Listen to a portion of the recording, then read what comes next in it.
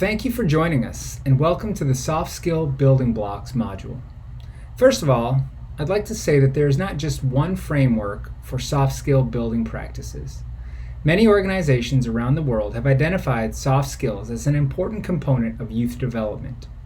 Youth Force NOLA has adopted the MHA Labs Soft Skill Building Blocks framework for a few reasons, including the strength-based focus, the anti-bias language, and the youth-focused research that helped found the framework.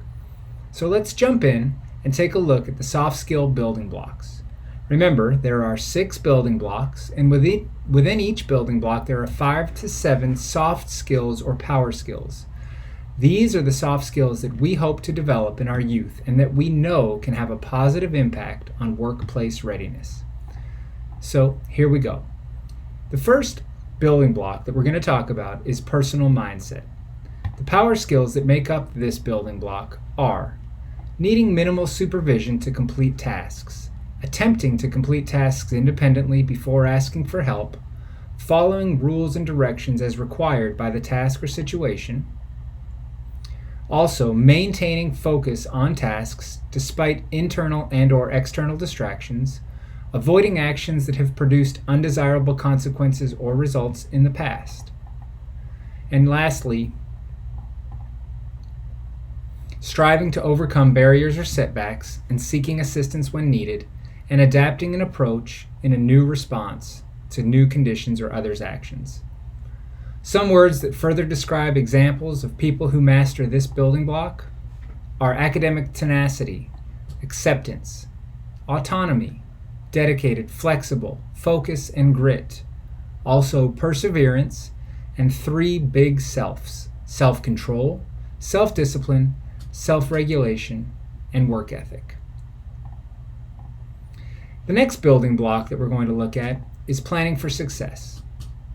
Just as it is labeled, this building block focuses on characteristics of planning and preparedness. The power skills are setting and prioritizing goals that reflect a self-awareness of one's capabilities, interests, emotions, and/or needs. Breaking goals into actionable steps, accurately estimating the level of effort and establishing realistic timelines, managing time to complete tasks on schedule. As well, applying existing and newly acquired knowledge and strategies that one determines to be effective for achieving goals. Monitoring progress and own performance, adjusting the approach as necessary, and demonstrating a belief that one's own actions are associated with goal attainment. Some words that further describe a person who owns skills in this building block are assertive, goal setting, motivated, a multitasker, somebody who plans, is punctual, and is prepared. A couple more selves: self-regulated and self-reliant. The next building block that we're going to look at is social awareness. Social awareness skills are described as follows: recognizing the consequences of one's actions, balancing your own needs with the needs of others, taking into consideration others' situations or feelings, developing and implementing strategies for navigating in different cultures and contexts. Now, some words who describe people who have mastered social awareness are agreeable, altruistic, appreciative, considerate, concerned, having cultural competence, understanding emotional intelligence and ethics. Also, having global awareness, being open, demonstrating responsibility, and social intelligence.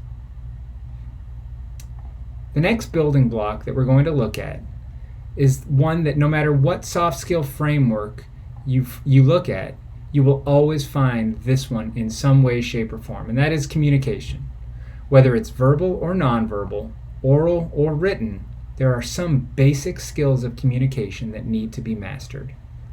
So, the soft skills or power skills that are in the communication building block are organizing information that serves the purpose of the message, context, and audience, using and adjusting communication strategies as needed based on the purpose of the message, context, and audience, signaling listening according to the rules and norms of the, you guessed it, context and audience. Also, seeking input to gauge others' understanding of the message and asking questions to deepen and clarify one's understanding when listening to others. We like to refer to communicating as a process, and so the skills in this building block are written in order of implementation. So when you work with your students or young people in your program, make sure you communicate them as a process-oriented plan.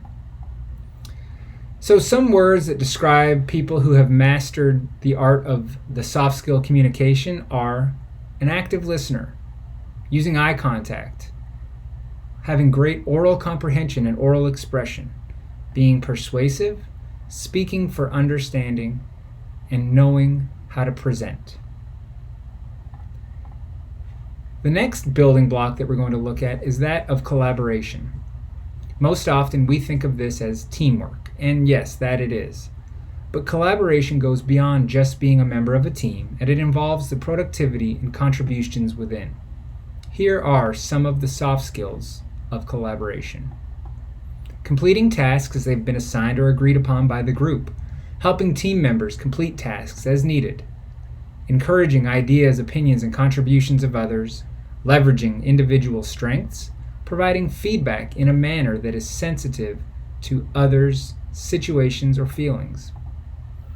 Also, clarifying areas of disagreement or conflict that need to be addressed to achieve a common goal, and seeking to obtain a resolution of disagreements or conflicts to achieve a common goal. Some words that describe mastery of collaboration are being accountable, being a contributor, a cooperator, being dependable, helpful, reliable, supportive, a team player, and of course, trustworthy. The last building block that we're going to look at is that of problem solving. Another label that kind of speaks for itself, this building block refers to how well we deal with problems or issues we encounter, whether individually or in a team. Defining problems by considering all potential parts and related causes. Gathering and organizing relevant information about a problem from multiple sources. Generating potential solutions to a problem, seeking and leveraging diverse perspectives. Also, identifying alternative ideas and processes that are more effective than ones previously used or suggested, and then evaluating the advantages and disadvantages associated with each potential solution identified for that problem, and lastly, selecting and implementing the best solution based on the evaluation of advantages and disadvantages of each potential solution.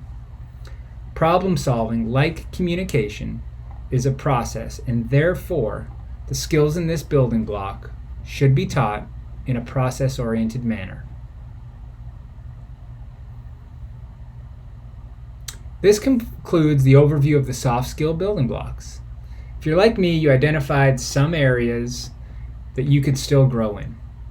This is both the beauty of and the challenge with soft skills.